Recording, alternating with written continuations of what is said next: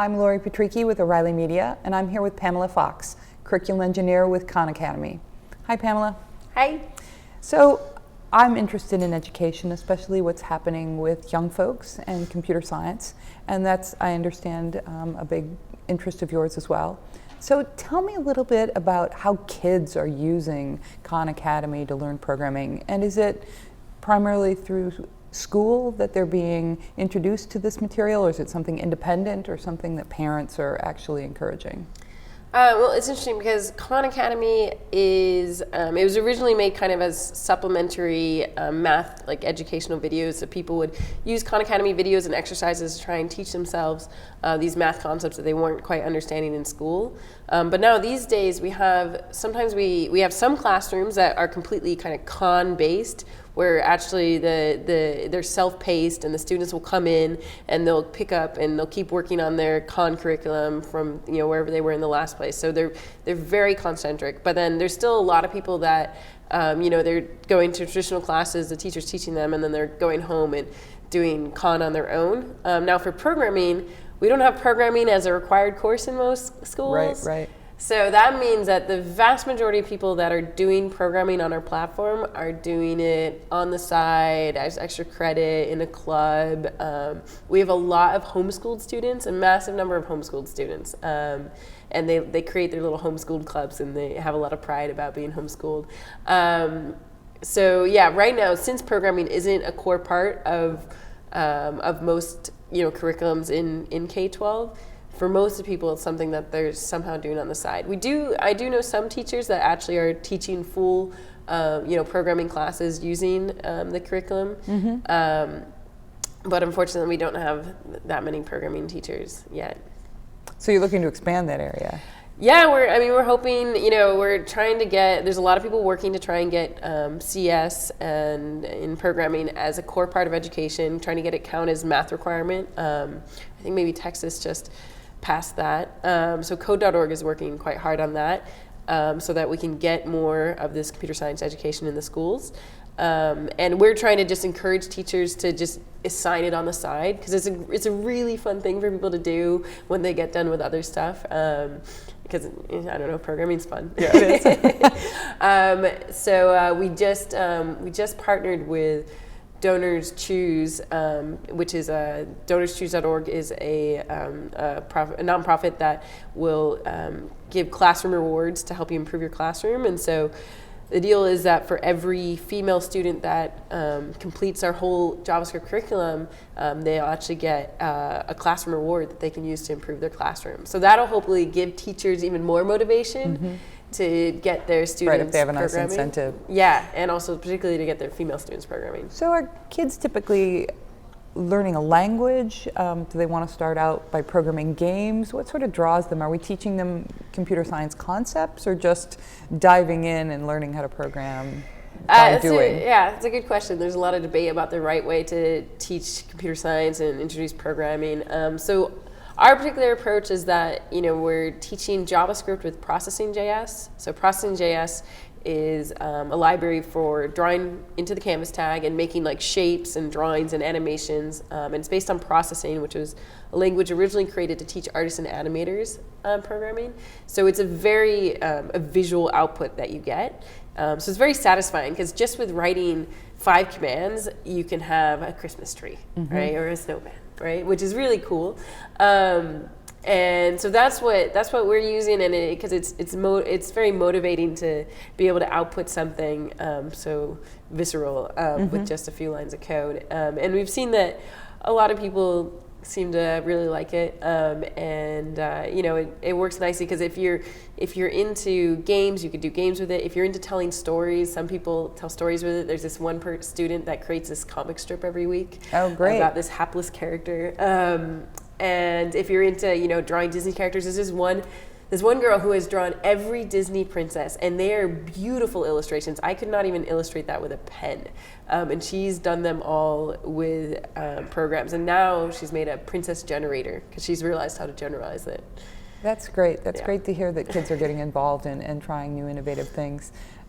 What other things are they doing? You said that we talked earlier, and they're doing a lot of game programming. They're making clones, and so are there like Flappy Birds and Minecraft and. Yeah, so we have a hot programs list, which kind of gives you the pulse of the community at any point, and you'll see the hot upvoted programs. And lately we see a lot of programs based on Flappy Bird. And I put together a tutorial last week that basically walks through creating something that's Flappy Bird-like, although not quite as addictively intense. They like to be able to, it's cool being able to recreate something that you've seen in the world, because that makes you think like, wow, I could actually do this. So we see Flappy Bird, we see classic games, we see Minecraft. Minecraft is kind of big with everyone.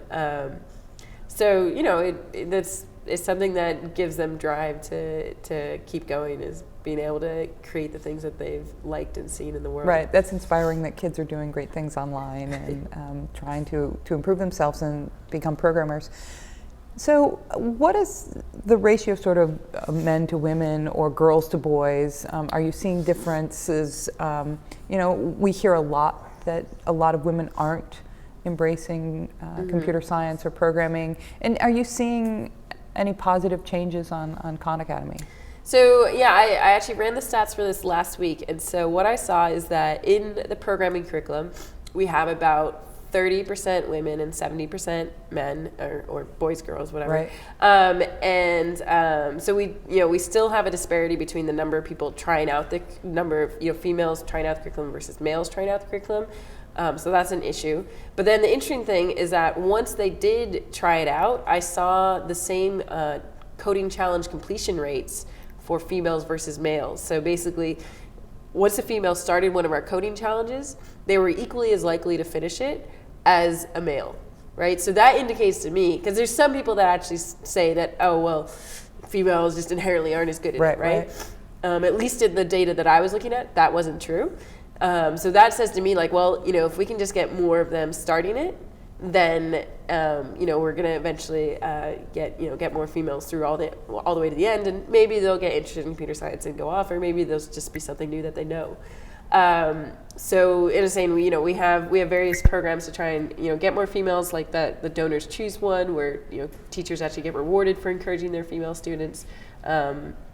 Because sometimes they don't feel like it's something that they're meant to be doing, right? Sometimes you have to actually specifically say, like, yeah, I want you to try out this. I actually think that you might enjoy this, right? So we're trying to encourage them. And are we seeing any differences in the challenges that they choose, or the languages, or that's interesting. I haven't run the stats yet. I do want to run the stats on that. I want to look at what are the most popular challenges that they spin off, right? So generally the most popular challenges that people spin off are landscape ones. People like the exploding sun and the beautiful day. But it'd be cool to see if there's actually a difference between the females and males. And there might be. Females and males aren't exactly the same. So the hope is that we come up with a curriculum that appeals to something in everyone, right? Regardless of the path they want to take. Yeah. So you also told me that you're involved with Girls Who Code. So tell me a little bit about that program and what you hope to achieve with that program. So Girls Who Code is a nonprofit that they started off running summer camps. I think they're like 12-week summer camps where a bunch of high school girls, like sophomore, juniors, will come, and they'll just spend all those weeks learning different types of programming, mobile programming, also working on their kind of leadership skills, public speaking skills, being able to speak about what they're doing. And then after that, after they graduate from that summer camp, they then go on to create a club in their own high school. So that's what I'm volunteering at now, is one of the clubs that one of the the summer camp graduates made. So every week, me and another, this guy from industry, will go to the club, and we teach some topic, and we do a pair programming assignment, and we walk around the room, and we help them out. We might talk about what's going on in programming news that day. So yesterday we had the club, and I told them about Fluent, and I told them about being on stage with the guy who created JavaScript, and being nervous about that. And we talked about, machine code, because somebody asked, how do you program a language? And then we worked on this Hangman project. But for me, it's a great excuse to see what it's like because I'm teaching all this curriculum online, and my students are kind of, they're on the internet and a little bit disconnected from me. Right. So for me, it's a great excuse to see the in-person experience and be reminded of that every week. And these are young teenagers? These are high school students, yes. Yes. And do you think a lot of these girls are going to pursue computer science, or maybe even use programming in the other careers that they might choose? It's a good question. I think a good number of them applied to the Girls Who Code summer program, so that seems rather. If you're willing to spend 12 weeks of your summer doing something, that's pretty impressive. As to whether they go on to do that, we'll see. It's going to be a few ways off. I'm sure we'll be tracking that. But honestly, I feel like most professions are going to involve programming in the future. I can think of very few professions that don't benefit from programming, right? If you're an accountant, you're going to use Excel and program your spreadsheet. I know there's a fireman who made this firefighting resource app to help out their fire station. To me, it just feels like a skill that everyone will be able to benefit from. We've actually been talking at O'Reilly that everyone needs to code. Yeah. And you need to understand what it's about in anything that you do. Yeah, I think so. So even if they don't go on to do it, I think they'll either be able to use it to complement their profession, or to help their make their personal life more productive, or to be able to understand what people are doing around them. And it's great that you're doing that, and hopefully we'll get more volunteers to work with kids and teach them the program. If you're watching this and you're interested, just Girls Who Code is one thing you can do. Coder Dojo, there's a ton of Coder Dojo chapters around the world. Just generally, if you just go to code.org/learn, you can actually search for all the coding related initiatives in your local area. And so you'll find camps and clubs and stuff like that, and then you can help out with that. That sounds great. Well, thank you very much, Pamela. Cool. Thank you.